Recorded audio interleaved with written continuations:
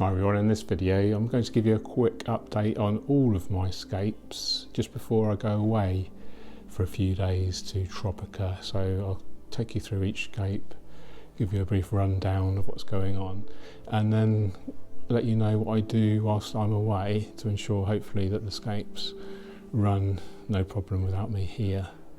So let's start off with the smallest. This is the Tropica Aqua Cube. You can see a full video on how I maintained this and added the beautiful Anubias mini coin there. Absolutely adore this little tank. No filter, no heating, no CO2 injection. 8 litres, just 2 gallons, and it's a real joy to live with. It's been running 6 months now. Twin Star 200C for 12 hours a day, believe it or not. And you can see the Rotala HRA there, doing really well under this lighting.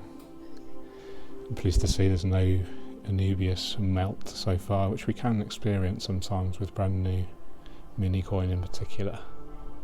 There are some breeding shrimp in there that are hiding at the moment. Let's see if we can see any. No, all being a bit camera shy today. Oh, there's the giant yellow. Quite hard to see it, but you can just see it there.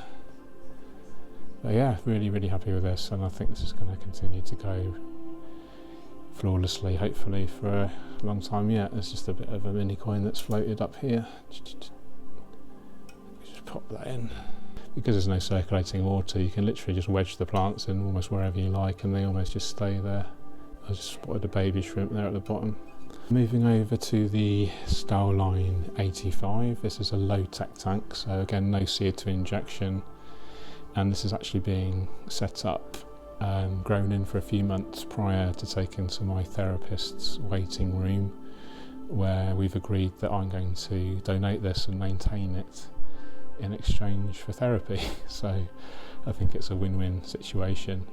A couple of species of fish. There's the lampi there, just one, and then there's a couple of chili rasboras as well.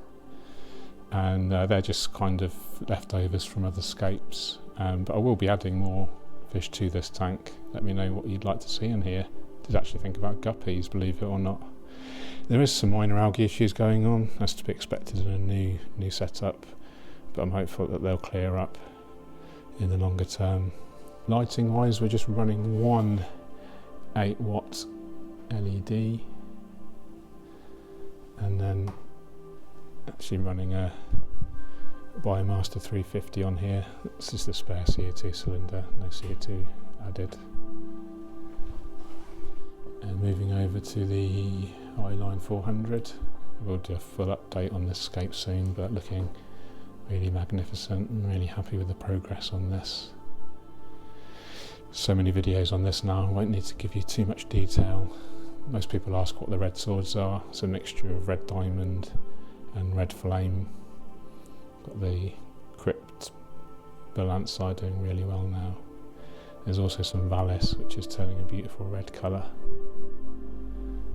Nubius is doing super well. I really love the way this foreground's going. It's starting to carpet really slowly but surely with the hairgrass.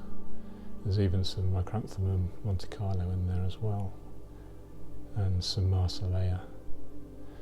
Great selection of tetras, and there's no BBA in here anymore because I added a Siamese flying fox. Excuse me a second. What are you doing in here? And Iwagumi, there is going to be a full in-depth video on this soon, so I won't talk too much about this one. I'm going to add these rocks at some point. Line 60, doing really well with the Amber Tetras, just added recently. Again, I'll do a full in-depth video on this scape. Again, low tech, based around an Amber Tetra biotope. And the whole kind of gallery is looking really lovely. Boil Bear here, which is home to some cacti and succulents. So low maintenance, I just top this up with rainwater every few months or so. Slow and steady growth.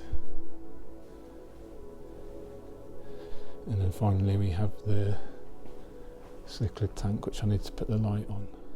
So here's the Malawi cichlid tank, home to Chindongo Salusi. The males are blue, the females are yellow. I recently added some sort of gravel there just to give it a more natural look, but real low maintenance, just a Anubias in here. I am injecting a very low level amount of CO2 just to help out with the Anubias.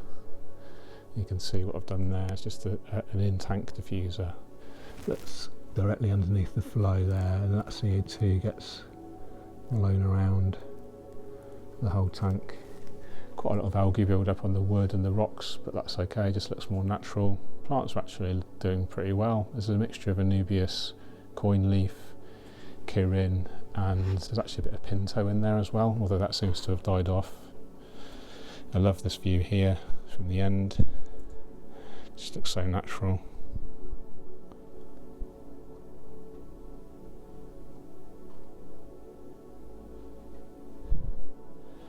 And the fish in here now are about 5 years old or so, and there's a couple of generations, probably 20 or 30 fish in here. Started off with 10, and I've only lost 1 or 2, and I think down to old age, because they are a good few years old now.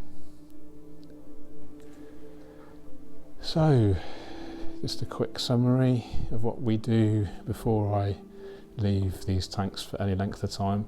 I've briefed my youngest stepson on what to do, and with regards to the big tank here, I only actually run the one light through the time I'm away. So this is the only light that's on, just the rear twin star 900. You can see the 1200 in front there. That's usually on for 3 hours a day in the middle of the photo period. But for the week that I'm away, I'll just be running that backlight there for 8 hours. That's normally on for 12. And I've actually reduced the CO2 rate slightly as well. And because all the plants are relatively easy, and only the demanding plants or the redder plants are at the back, they get all of that light. So it's no problem to run that just one light for a short amount of time. These 2 tanks, they're just on a 7-hour photo period. And no need to feed the fish in here. There's some algae eaters in here, so hopefully they're going to eat all of the algae. And then we have 20 ember tetras in here, so we feed them some micro crumb, which Toby my youngest stepson, will feed. This is low tech, no CO2. All the plants, actually most of them surviving and doing quite well. Quite happy with the way this is running at the moment. And again, this one here, just a tiny little bit of micro crumb for the fish, 1 pump of the specialised Tropica a day, and absolutely nothing to do in this little tank here, just really self-sustaining. And these fish are fed a kind of small granule dry food just once a day, and that's fine. Some of it sinks to the bottom for the cories. The other fish that need feeding, of course, are the cichlids, and these have quite a lot of food actually, because they're very hungry and quite big fish, of course. Okay, I'll leave it there. I think my taxi is about to arrive. Say hello to Betty, or cheerio to Betty. I'll leave you back on Friday, darling. Love you very much. You good girl. You good girl for me.